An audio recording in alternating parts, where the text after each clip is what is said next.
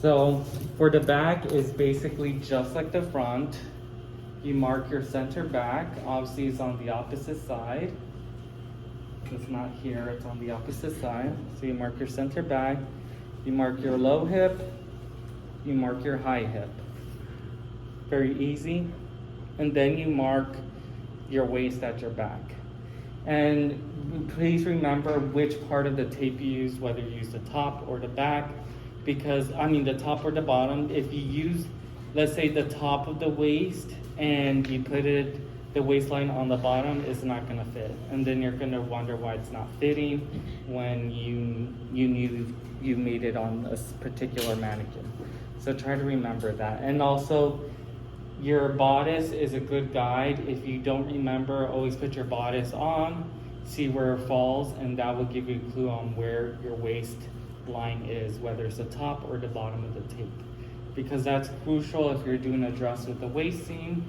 If you make the waist too short on the skirt and you attach it to the top, first of all, the circumference measurement is not going to be equal to the bodice. And let's say you do force it in and it's gathered, every time she moves, it's going to keep on moving up and rising up, and it's just not going to be a very flattering garment. So just try to remember that, okay? So we're going to pin her in the back like we did with the front.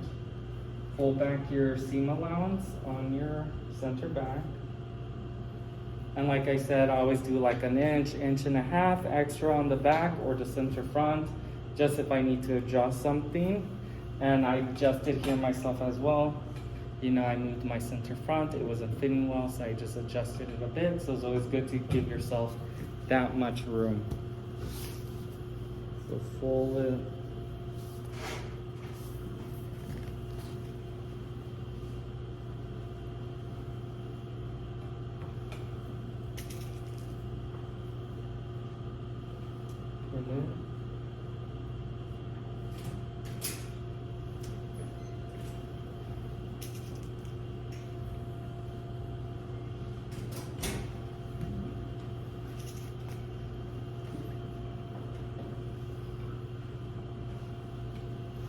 Okay, so now again, you have the two parallel lines. We need to make sure they're parallel to the floor and they're balanced. So we pull that to the side.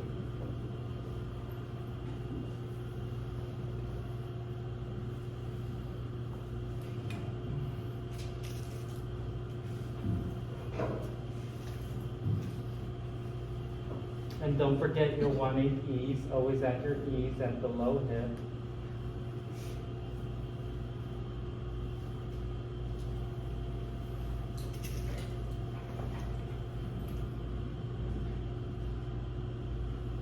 Another thing is, don't panic if your front hip doesn't align with your back hip.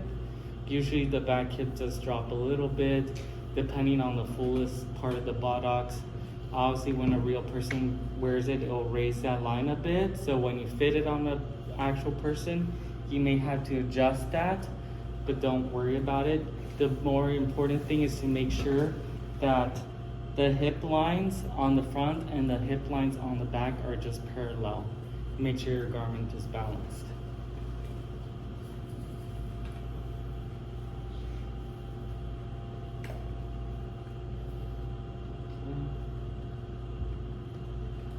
Now, ease up the top, smooth it out.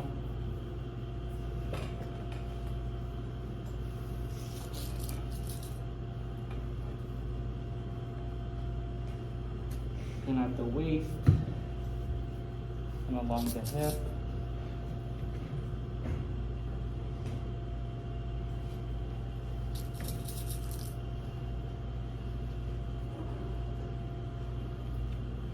Now you have your skirt pinned. Now for the dart. Again, your guide is going to be the princess seam. That is your first dart. You can mark it or pin it, whatever's easier for you. Just gonna pin mine. Remember to slash your waist.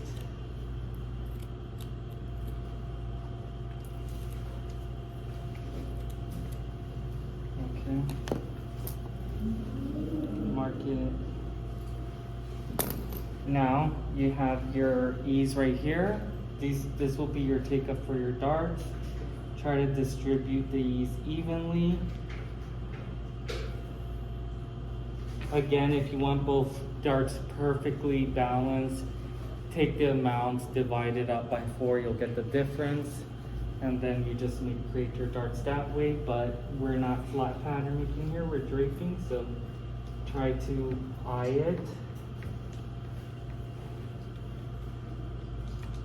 The first one should go on the princess seam. Should go on the princess seam. Should go and then the other one will be between the side seam and the first dart.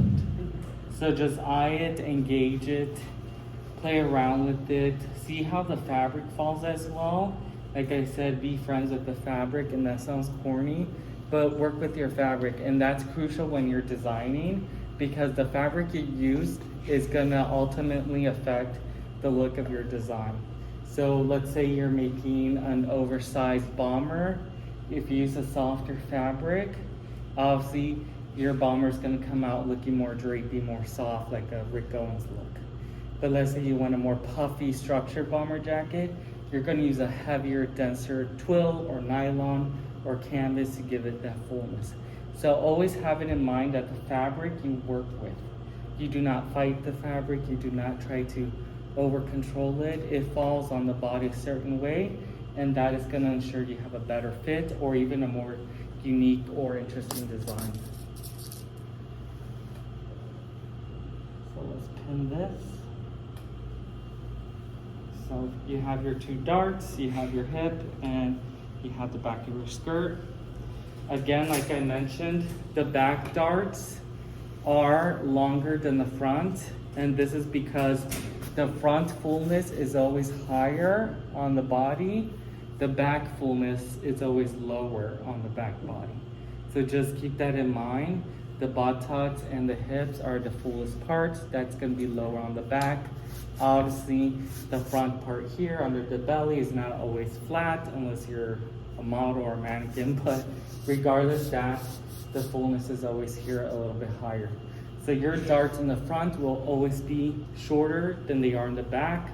Back darts could be 4 inches up to 5 inches even, just depending on the silhouette and the body and size you're working on, okay? So mark your darts, see where they want to fall. Mine also are coming down to here to distribute the fullness.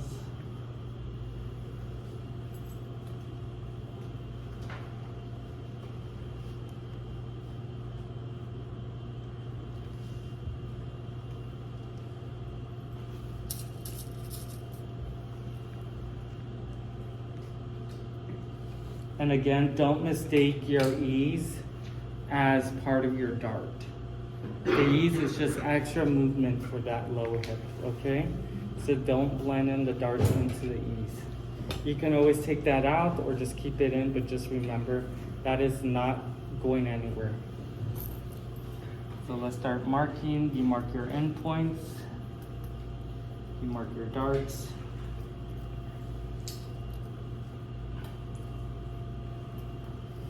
You mark your waist.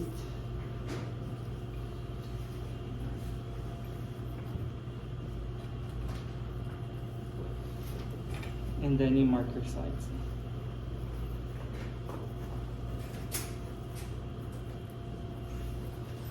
And I stopped right here at the low hip because I'm gonna pull down the grain, the line from there.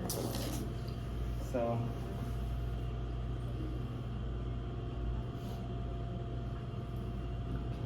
let's take this off.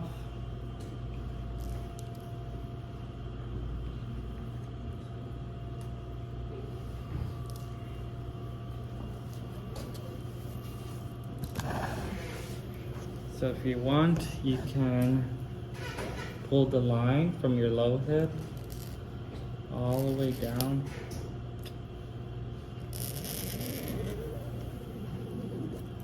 Create a straight line. Again, if you want your skirt more pegged, you will still draw that line and then you will do the intake and then reduce it from the bottom, okay? But since we're doing a straight skirt, let's just do it straight for now. Up here, so I'll review this again. I think it's kind of tricky for all of you. At the bottom of the bodice in the corner, we added 1/8 on each, the front and the back. That is to add a tiny bit of extra length, because when you create seams and you intersect them, sometimes it creates like a divot. It goes up, it wants to point up, and doesn't look very good on a garment. So to relax that divot, you add the 1/8. It's not really to add length, it's more like ease on the seam to elongate it to make sure it's all even and won't pull up the garment.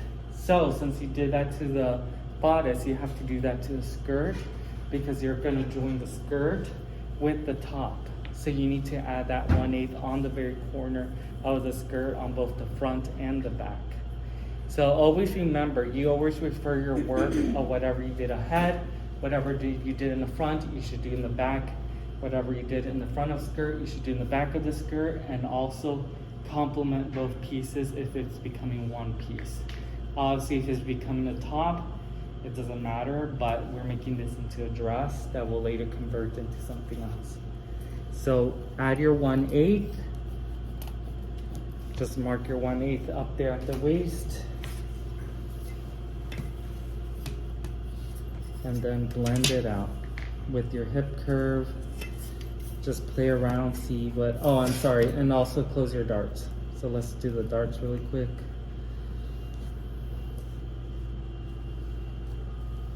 So mark your darts. We're doing them straight. Take up to end point, take up to end point.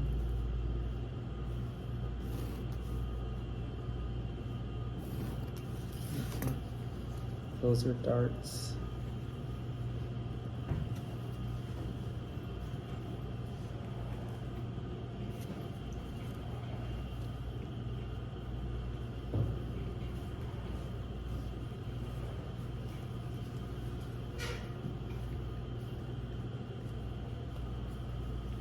You know, always try to close your darts, obviously, because you're gonna have that intake in the dart that you want to keep. Any questions so far? No? Okay.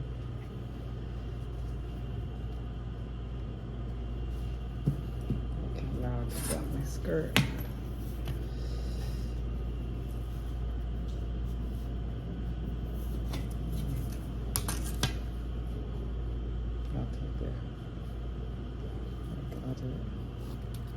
So you're actually blending to the center front or the center back. That's what you're doing. You're taking that 1/8 and just blending into your center front or center back point. Okay, you're not changing or raising the center front or center back. Okay, so you got that. Now we're going to do the hip curve. And always the straightest part of the hip curve should go against the bottom, below the hip, the low hip, because that is the straightest point. And most of the curve should go along the hip, between the low hip and the high hip, okay? So you just play with that.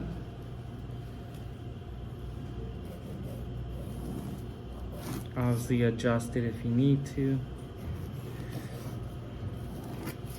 Okay, and there you have your hip curve and your side seams. And then you're gonna do your seam allowance, 1/2 inch all the way around.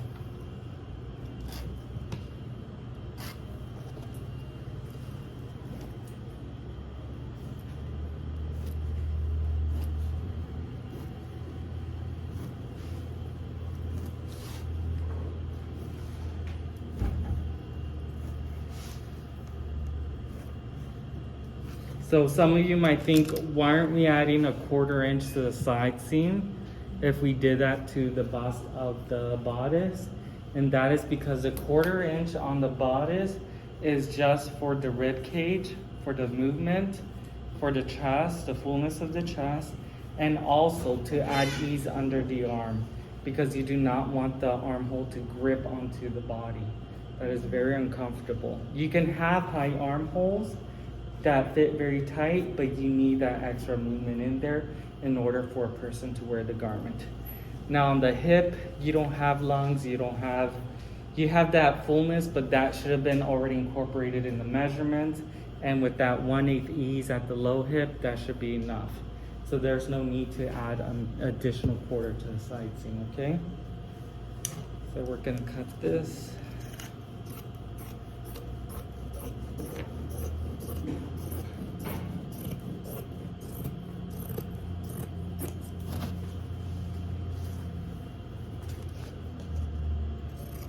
Obviously, finish pinning your darts nicely. I just kind of pin mine really quick, but slash your waist. You can slash it to the seam, and also slash your hip. Since it's a curved seam, you should slash your hip. That's gonna flatten your seam when you sew the garment.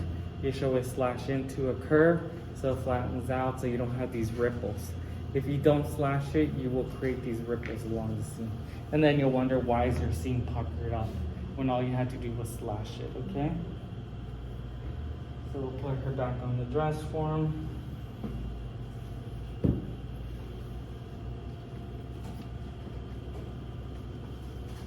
You take the front of your skirt and then start aligning the waist.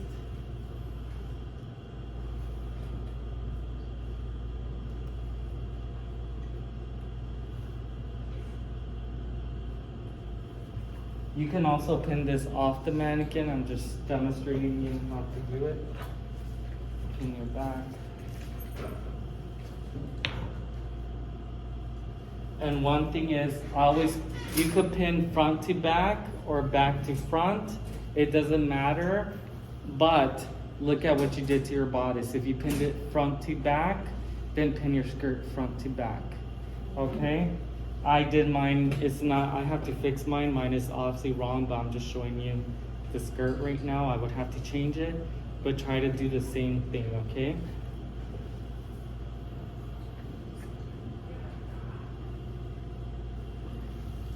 So just pin your skirt.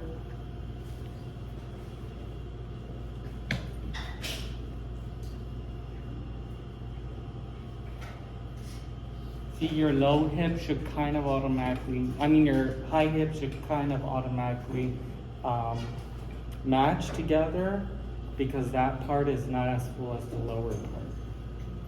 That's a low hip. Just pin. If it doesn't, don't freak out though. Just pin, pin.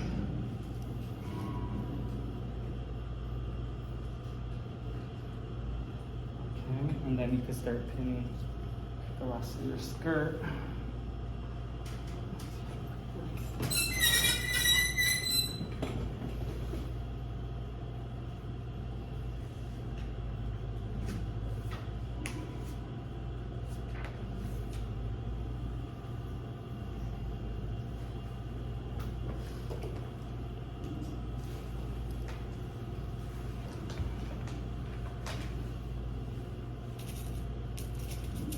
Any questions so far?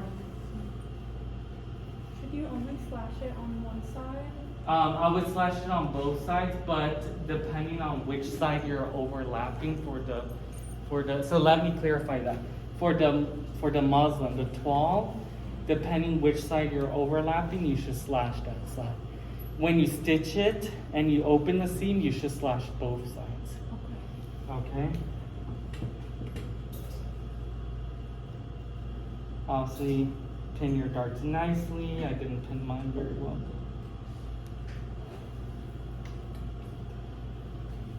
Yeah.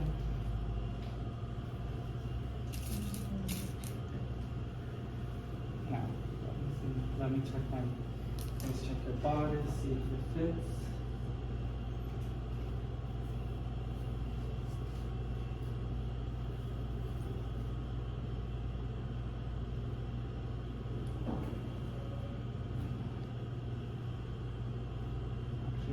tape mine up.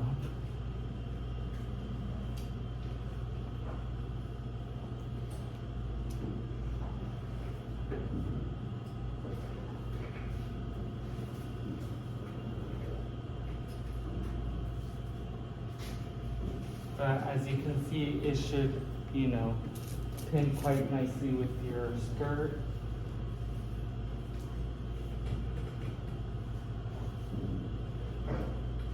Again, you can always make adjustments. You can release the side if you need to. Again, there's always tweaking.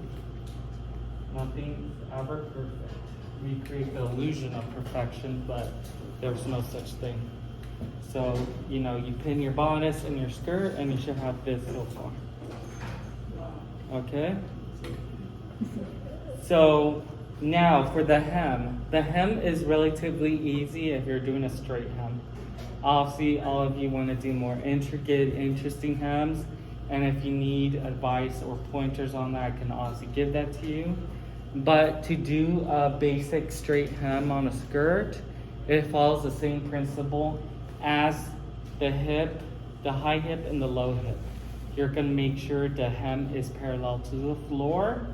Another tip I would give you is the back should be at least 1/4 to 1/2 inch longer. And I'll tell you why. Depending on the fullness of the client's or customer's buttocks, it's always gonna hike up. There's always gonna be hiking on the skirt. So you want that extra room at the bottom to even out the hem, so when she wears it, it looks like it's parallel with the floor, to give that illusion that the hem is even. But obviously when she takes off the skirt, you will see that the back is longer than the front. How much do you have there? Well, I said anywhere from 1/4 to 1/2 inch, but those are not fixed measurements. Depending on your customer, on her size and her fullness, she may need more or she may need less. Obviously, if the customer is completely straight and boxy, she may need none, or she may only need 1/4. Obviously, if she is much rounder and voluptuous, she can be up to 1 inch, 1.5 inches even. So it all depends on your customer or client's body type, but nevertheless, no matter what size you're doing, always add a little bit to create that illusion and to make sure you have yourself covered when it comes to that. So even if you're not doing made to measure, at least when a customer puts on the skirt and ready to wear, the skirt looks nice and balanced, and there's no need for alterations, there's no need to lengthen the back, there's no need to see a tailor or anything like that, okay? So just keep that in mind. So another thing is use your dummy as your guide.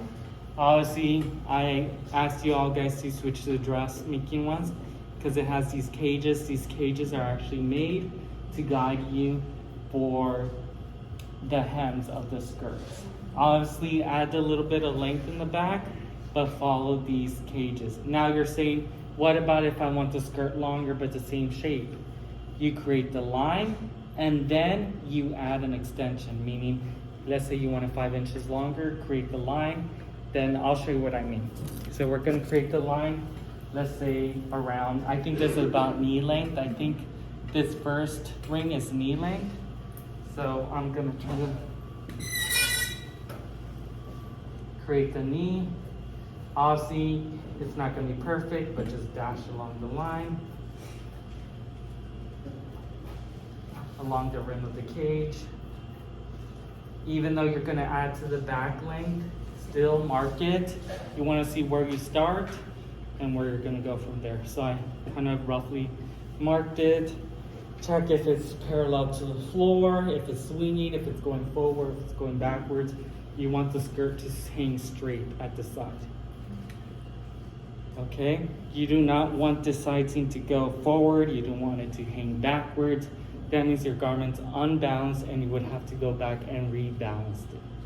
And a lot of times when the garment seam, and I'll teach you guys this, when I'm doing fittings on a coat, this goes for coats too, sometimes the side seam is going forward. So what we do is we make an uptake actually on the back. So we'll pick up 1/4 or 1/2 inch along the cross back or along the low hip. We'll pin that and then that pulls the seam back to where it needs to be. And then you will make a new pattern with that correction, okay?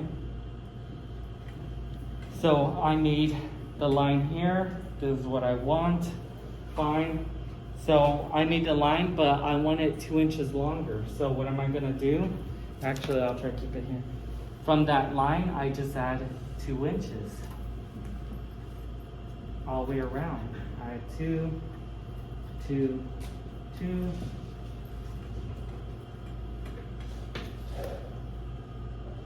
2,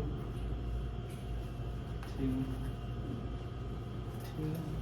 So I added 2, and then again the back I want it 1/2 inch longer, so I added 1/2 inch. And then when you take the skirt off, you're gonna take your curve again. You're gonna put the flat in against the side seam, and you're gonna blend it into the 1/2 inch, okay? And that's gonna give you that longer length in the back. Okay, and then always add for seam allowances on a hem. Always do 1 1/4 to 1 1/2 inches. So that's if you want a self-facing, basically. That's what it's called. When you turn it back, it's called a self-facing. If you want a separate facing or shaped facing, that's something we could review later on. Okay, so if you have your skirt on your dress form, you can start marking the hem, and you can start making the hems from now. So if you guys want to go back and try to do that, you're welcome to. You can do whatever like. Next thing I'd rather show you is how to make corrections and transfer them onto a new piece of muslin. So I feel like everyone makes corrections and you get confused because there's so many lines, so many corrections. It is okay to mark up your muslin. That is what it's for, to make corrections on it. After you make those corrections, obviously you want to cut a new piece of muslin, and at the same time you want to transfer or mirror the other side, the other face of that muslin. Okay, so I got a bigger piece of muslin. I used the whole width of it. I cut it. I'm gonna go to the bodice. We'll go to the bodice, review the bodice. So on my bodice, I want to make the correction of this bust dart. I feel like it's too high up. Obviously I used a different mannequin, so I want to lower that. So what I'm gonna do is I'm gonna unpin this, and I'm gonna make my new adjustment. I'm gonna lower my dart about 1.5 inches below. Obviously it's easier if I do this off. I pull the grain. So I have the new line that I want to drop the dart. And obviously I want to take this exact amount and shift it down here. So let's measure that. So that is 3/4 inch on my bodice. Don't take that down because it may be different for everyone. And this is my correction. I'm not saying this is a correction for everyone's piece. I'm showing you how to correct something and transfer it, okay? So this is my correction. So I need 3/4 inch dart here. I marked a 3/4 inch. I close it up.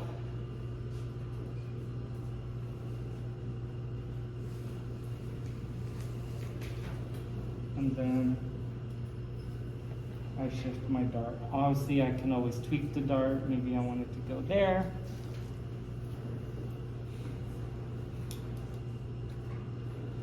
Obviously if it looks too low, I can raise it.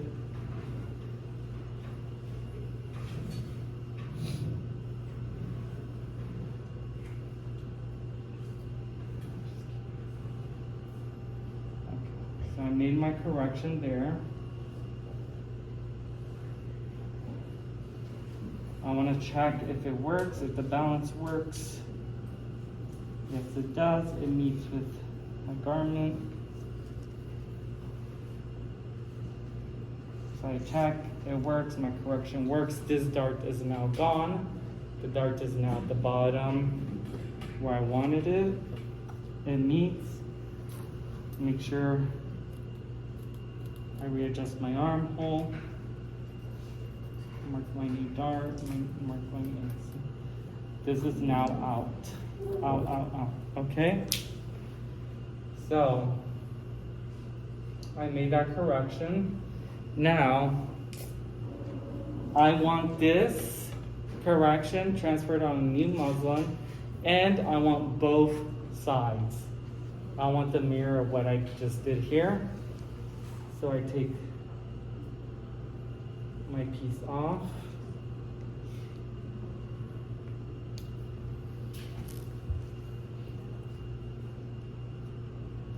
Okay, here. Everyone could come closer to watch this part. Okay.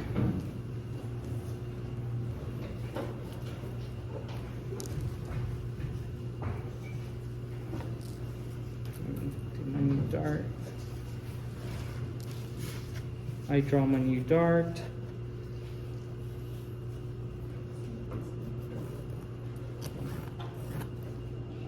Again, don't pay attention to what I'm doing. This is my correction. You make your corrections. You mark what you need to do on your muslin. So I have my corrections now. Now, I want to take this corrected piece and I want to recut another piece with the mirrored side, with the opposite side. So I worked on my right, I want to do a left. So again, the same rules apply. You start with a piece of muslin and you mark your grain.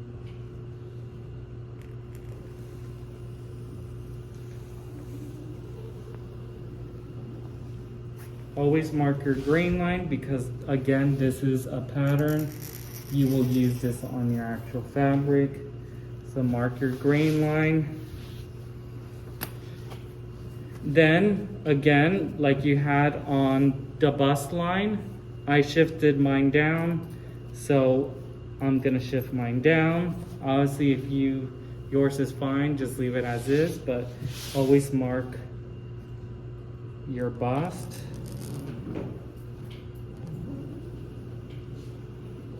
And again, since you're doing the same thing to the other side, you will do the opposite. So the bust line will go all the way across this time, not just half of the pattern, but the whole piece now. That's gonna go directly across the chest, okay? You take your pattern piece.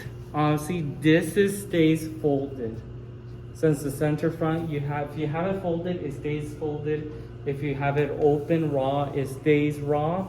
But this always meets with the center front that you just drew, okay? And if you want, you can pin that. Or you can use weights. They sell weights for you to put down. But you could pin it too, doesn't matter. You don't have to go out and buy weights, just use pins, is fine.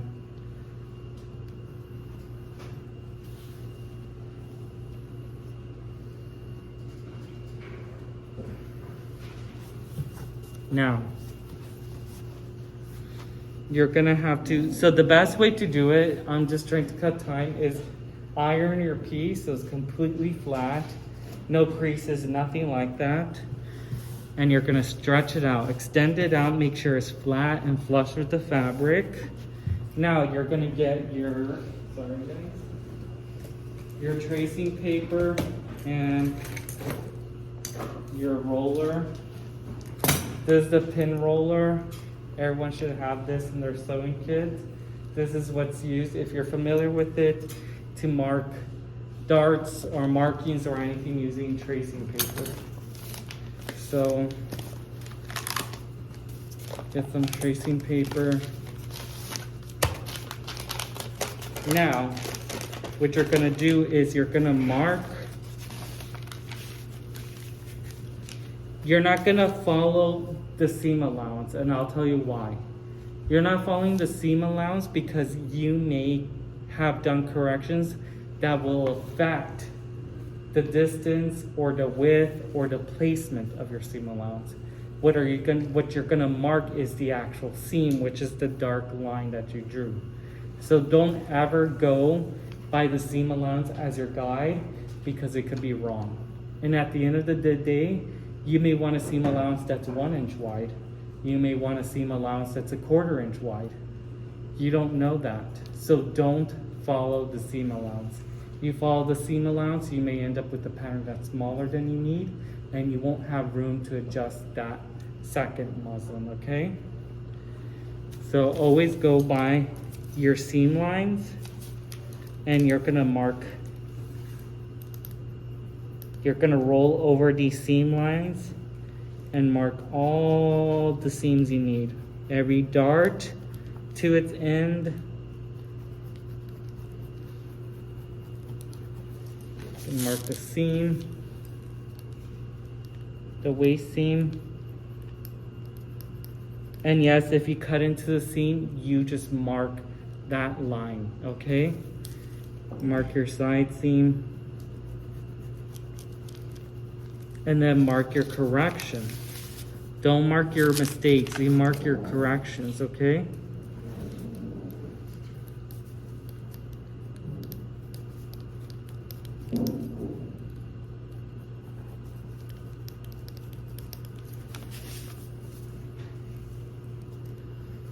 So you're gonna say, well, my dart is gone here, what do I do? Mark that as is, and I'll show you what to do, okay? So mark everything.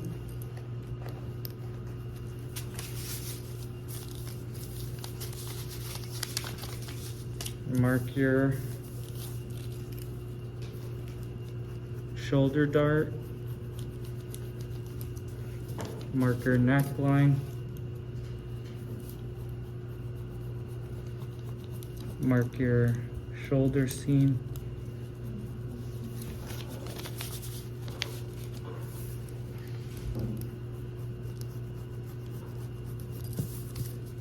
And again, if you need to make corrections after this, it's perfectly fine. There's nothing wrong with making corrections. Okay? So just go back, check, make sure you have everything you need.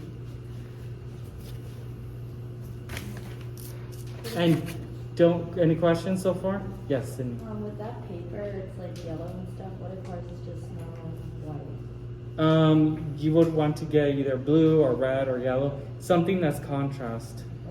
Okay. If you have white, you would use that on like dark fabrics like navy, black, red, something like this. But for this, for light color, try to use bright color or red or blue, just a contrast, okay? This is carbon paper. Huh? This is carbon paper. This is carbon paper. The carbon paper comes either with a chalk finish or a waxy finish. Either one is fine. Waxy ones, sometimes they tend to stay if you don't know how to work with it, so chalky is fine. Chalk is used by tailors a lot. I like to use chalk because then I go back and do thread tracing. If you guys want to know more about thread tracing, I can send you some information. That's where you mark the seams with thread, but you do that right after you mark it with chalk. And if you don't mark it with thread, then your chalk lines will disappear as you work with it. So again, don't throw away your original pattern. This is the guide to where you started.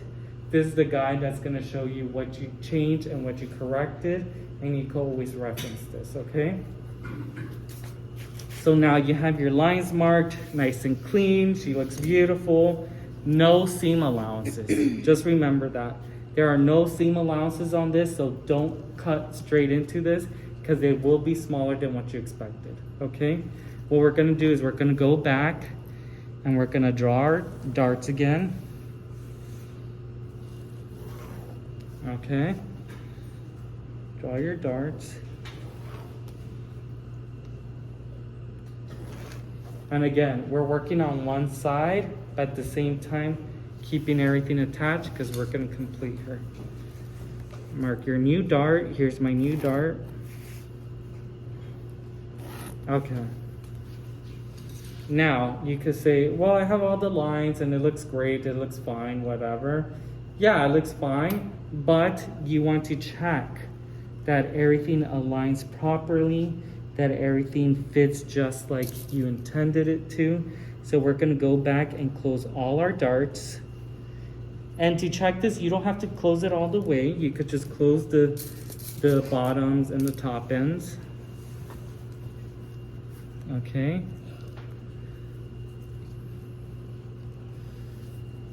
But just lay your darts flat just to check.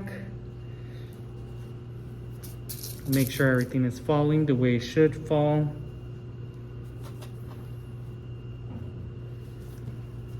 Okay. You could do it, we'll do it one at a time. So the reason I did that is to go back and retrace all the outer seams. So I'm gonna go back and redraw my shoulder on top of that yellow line.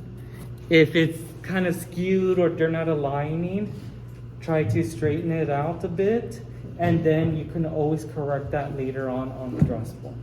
Okay? And then I'm just gonna freehand this but try to use your French curves, your hip curves, your rulers to do the seams, but I'm just freehanding this, okay? So no need to add an additional 1/8 because that should have been done on your first pattern. So you don't need to add it again here because it should be there. Now, if you didn't add it here, then you will have to add it into your second muslin, okay? So I'm gonna go in, true my seams. Okay. So I lowered my dart here. Now this line is not straight anymore. You see it comes in here, it's kind of bumpy, you know? So this is what you do. Take your original end point of your armhole, and again, this is my correction. You may not need to do this, but take your point, your cross section here of the side seam and the armhole. You take your cross section here of your waist seam and the side seam. You take your ruler and you just straighten, you just meet those points, make sure they're flush, and then draw a straight line. And there, you created a new line. Okay?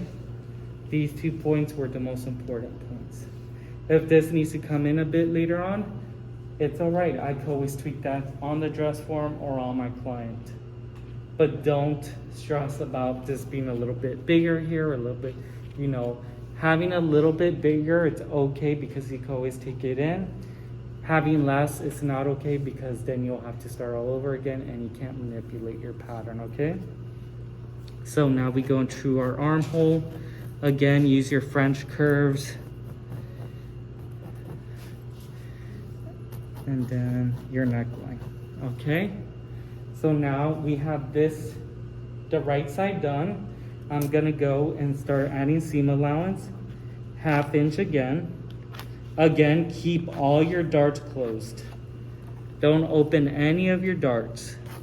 Because remember, as we discussed before, if you open the darts and you cut the seam allowance, that intake that dart needs will not be there. And I'll show you again. So we mark all our seam allowances.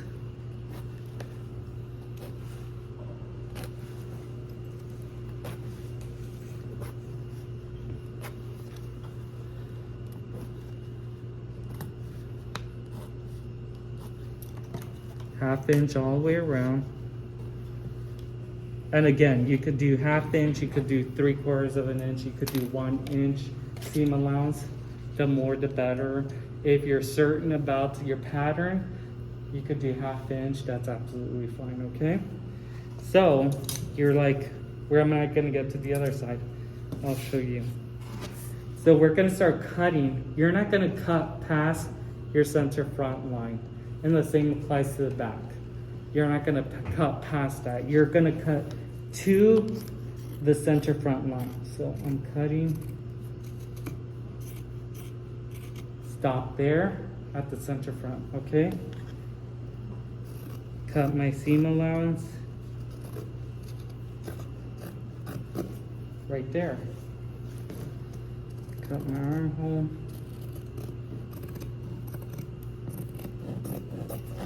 Cut my shoulder.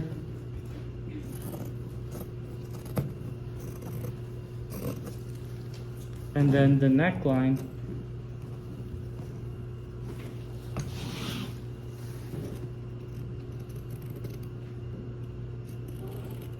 and I stop at center front, okay? If you want to get rid of this piece, you're welcome to chop this off as garbage, but you have your corrected muslin, okay? Open the darts and you'll see, everyone, the darts are not straight. You see, that's what you want. It has the intakes right here, the new corrected shape, everything's correct, everything's fresh and clean. Okay, you can always mark center front, bust, or apex. You know, you could put S for side seam, whatever you need. Waist seam. Okay, now, let me cut some excess okay, now you want to do the left side. And the left side, this is for a standardized ready to wear garment, okay? When you make this, and let's say you want to adjust it for a client, you will mirror the exact same thing, but you'll make the corrections and the changes on the client. So let's say one bust is bigger than the other, which is usually the case. You will make the exact same dart, but when you fit it on the client, you will make the changes of the dart on the client, not flat on this muslin, okay? So make sure you copy the exact same thing and make your changes later on, okay? So what you're gonna do is basically fold along your center front line. Okay, have to get it accurate.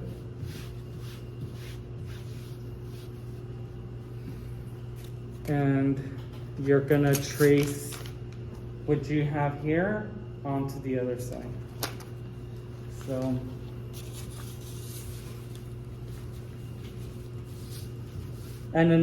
and it would be easy just to trace and cut around.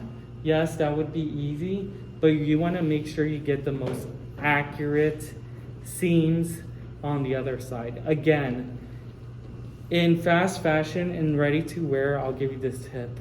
The seam allowances are the guides to the seam. They don't mark the seam allowances, they use the guide.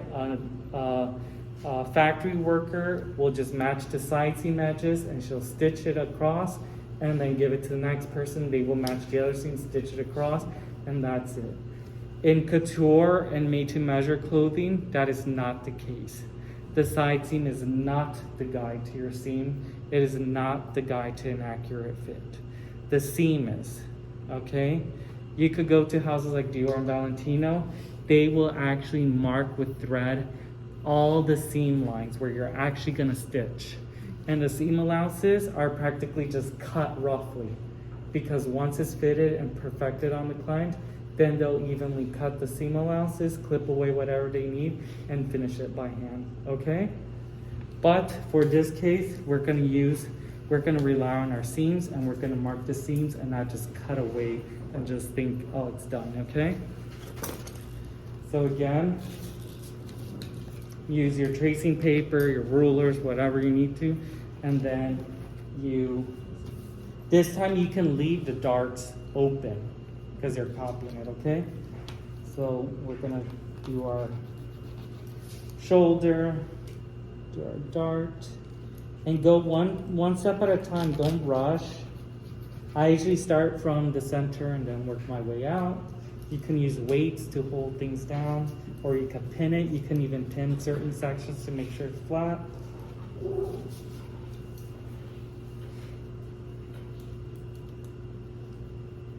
Okay. I'm working out. Again, you don't need to join it here because we're just gonna rely on our seams.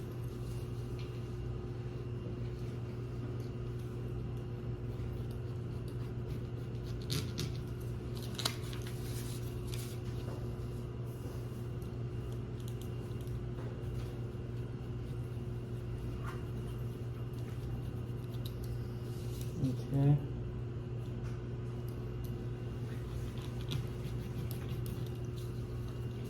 Make sure you get everything. If you forget something, it's just a matter of realigning everything and tracing over it as accurately as you can.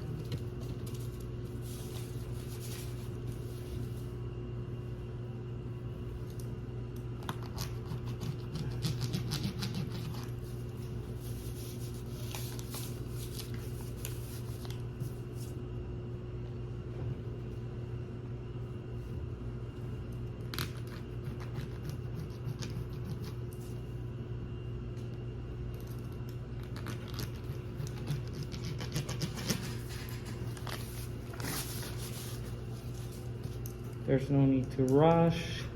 Just make sure you get everything. Okay. Now you have the other side, okay? And you're gonna be like, well, the lines are on the other side and oh my God, I did it wrong. And no, you didn't do it wrong. This is what you're gonna do. You're gonna go. If you have strong eyes and you can see through the fabric, you don't have to do this, but I'm sure most of you will have to. Draw your lines just like you did.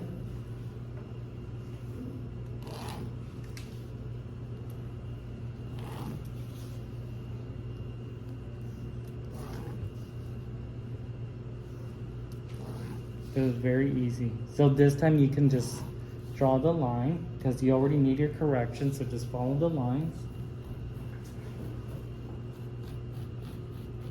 Again, you skip the dart, just draw all the lines that you need.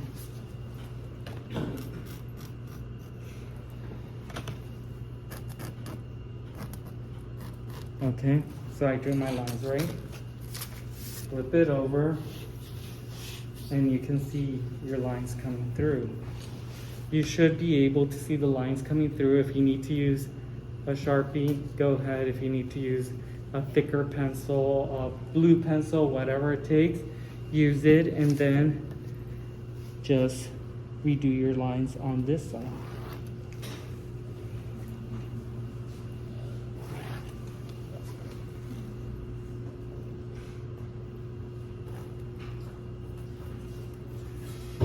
Okay.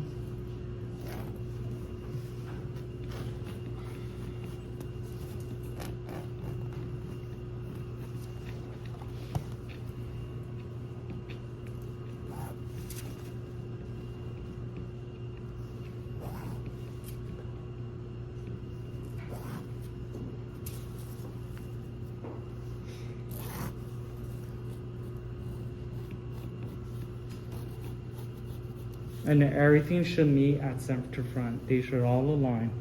All the lines should meet and they should all align.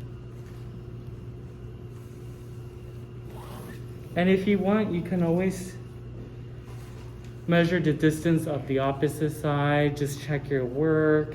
Always reference what you did before. And not bad to do that. Again, you're joining two pieces, uniting them. So it's good to just always check. You can check the distance of the dart here, make sure it's the same here. Just check your work. There's nothing wrong. You're like, oh, it's 1 millimeter off. Okay, then correct the 1 millimeter off, okay? There's don't be like, oh my God, I did something wrong. No, fabric is moving, everything shifts, everything moves. Don't panic, you'll get there. So now you have a complete bodice, and obviously what is the next step? Close your darts, add the seam allowance, cut it out, and you're done. And that's it. Okay? And then the same thing is done to the back and to the skirt. So that's all it takes, okay? But the key part is making your corrections, marking your corrections accurately, cross out any lines you're not doing, any seams that are wrong, cross them out, write notes. In actual ateliers, dressmakers write notes. They say, I need to add 1/8 here. I need to subtract 1/2 inch here. They'll say this goes over this, right goes over left, dart up goes over down. Whatever it takes, they mark everything. What they show you on Instagram, this beautiful, perfect calico, that's just for Instagram. But what they actually work on, they write every single thing they need to on there. And it looks like a Frankenstein project until the final garment, okay? So just keep that in mind, okay?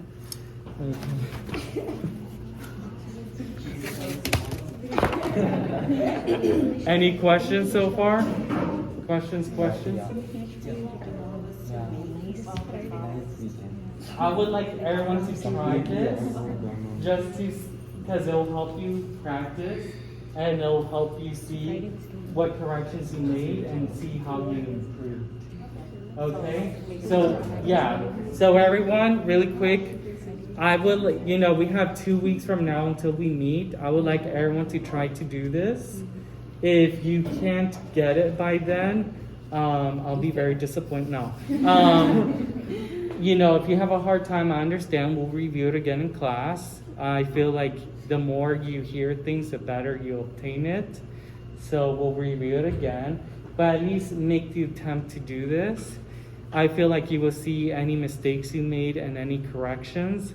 And then you'll also see how you progress on certain things, and you'll catch certain mistakes. One student here, which I won't name, he saw something though, and he was able to balance it and make the correction on his own. So it's all about evaluating your own artwork, your own work, and seeing, did I balance this right? Is this hanging properly? Do I like this? And if those questions are no, then it's time to go back and restart again, okay? So let's try to do this project for homework. Try to get as much as you can. I will like to expect everyone to at least do the bodice. So at least do the front and the back of the bodice. You don't have to put it together yet. Just try it and we'll put it together in class and see what it looks like, okay? So I'm gonna show you how to do the sleeve now. So basically the sleeve, everyone should have a sloper. They have you put it on oak stock, to be honest, it doesn't really matter. This is just a sloper. So again, a sloper is just a guide. That does not mean this is gonna fit everyone's arm cycle. That does not mean this is a perfect sleeve. To be honest, I feel like this sleeve is garbage, but this is what they want you to use, so we're gonna use this. So they show you the grain of the sleeve, the straight grain. So I'll teach you why they make it pivot forward. So the arm, when it's resting, you see, the arm does not hang straight like a Simpsons cartoon, The arm has a natural slope to it. It has a curve. It has shape. You have the fullness in the back here, less fullness here. You have the elbow, usually is 12 to 13 inches from the wrist, but that's not always accurate because everyone is different, everyone's unique. So you measure from this knob of your wrist to your elbow, that's your elbow placement. So you mark the bicep, or sometimes this point is called the muscle or the upper arm. So in factories, this is a key measurement, is this width here, which is the total circumference of the widest part of your arm.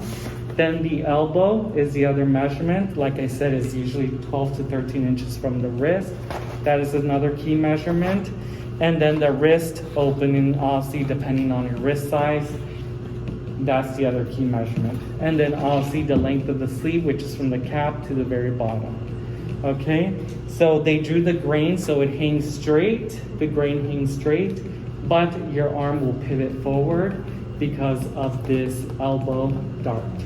And the elbow dart is to create an uptake back here actually, that will create that curve, that swooping forward effect. Okay, so that's when you see the garment hang, it hangs with a slight curve onto it, and that's the actual way to make a sleeve. Obviously there are straight sleeves, bell sleeves, bishop sleeves, which we will modify from this.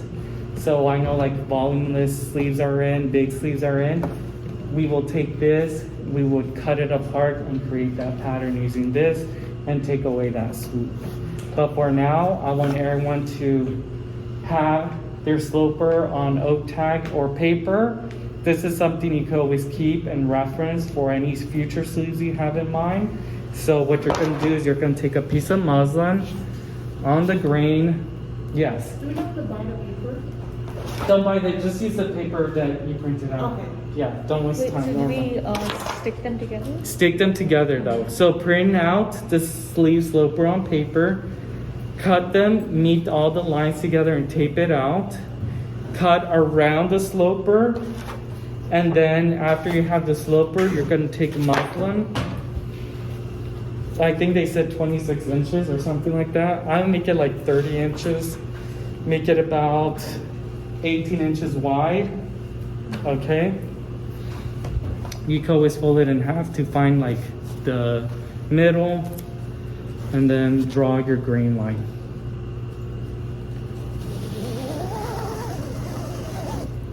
So you have your grain line. Yes. Do we have to add seam allowance on the paper Yes. before we? No, not on the paper. I'm sorry. We're gonna add the seam allowance on the muslin. Okay. So excuse me, sorry. So you draw your line, make sure it's blocked. Your muslin, if it's not, the line is skewing. Okay. Take your sloper, align it with your grain line, mark the top, mark the bottom. Now mark your elbow and mark your muscle, but don't lift it up yet. Okay, this is the easy way just to copy it. So you have everything aligned already and marked, so you're going to go back and just simply trace it. Okay, you can use weights to keep it down. Okay.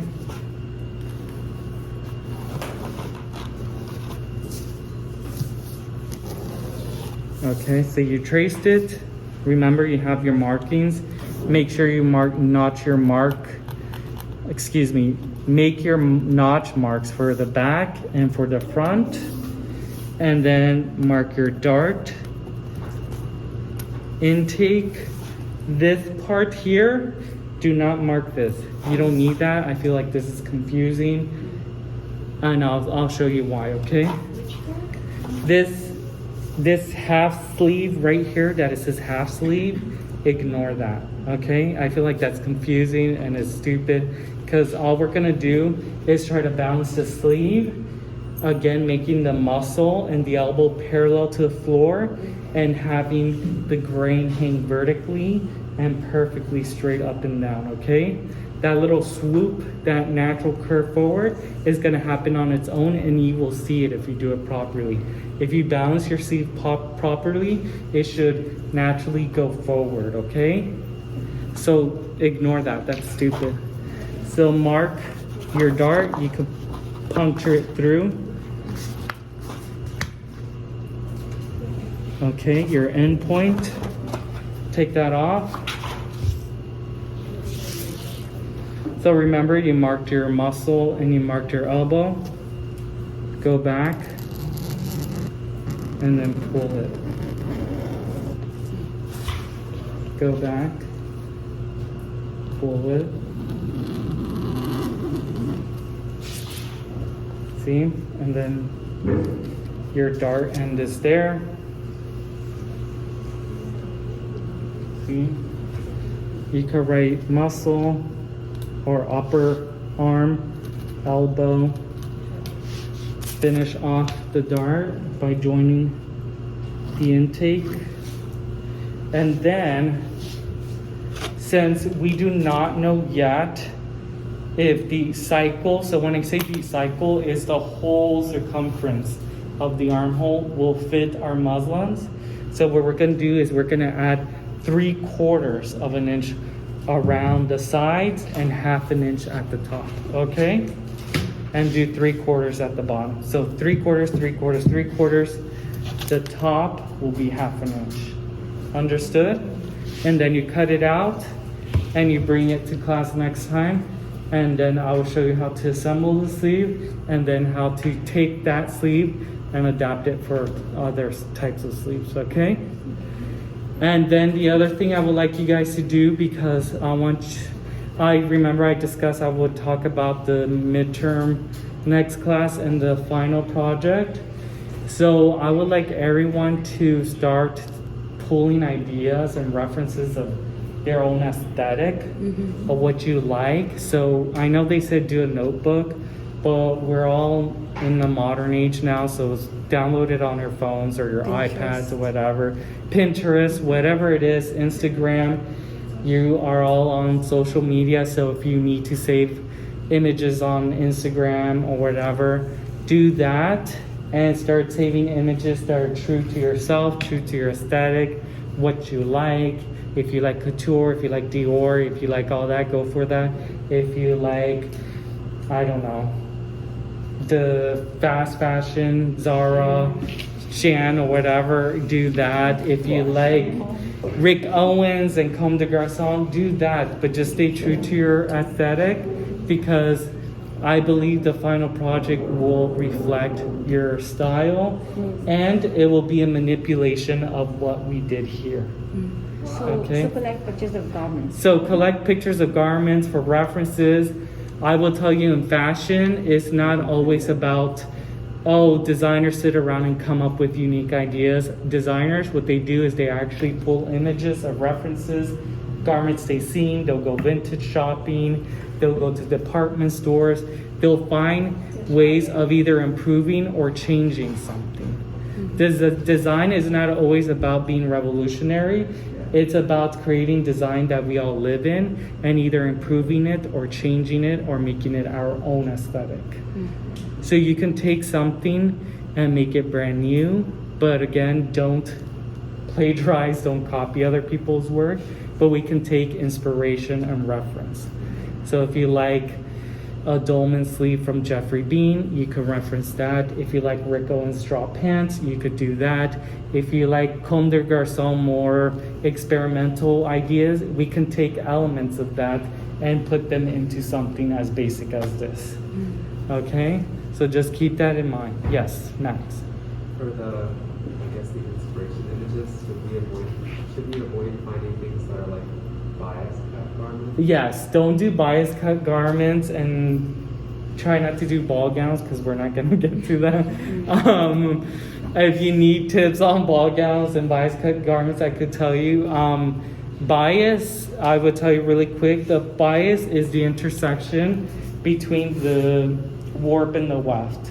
So you have the straight grain and then the weft goes across. The bias is the actual 45-degree grain.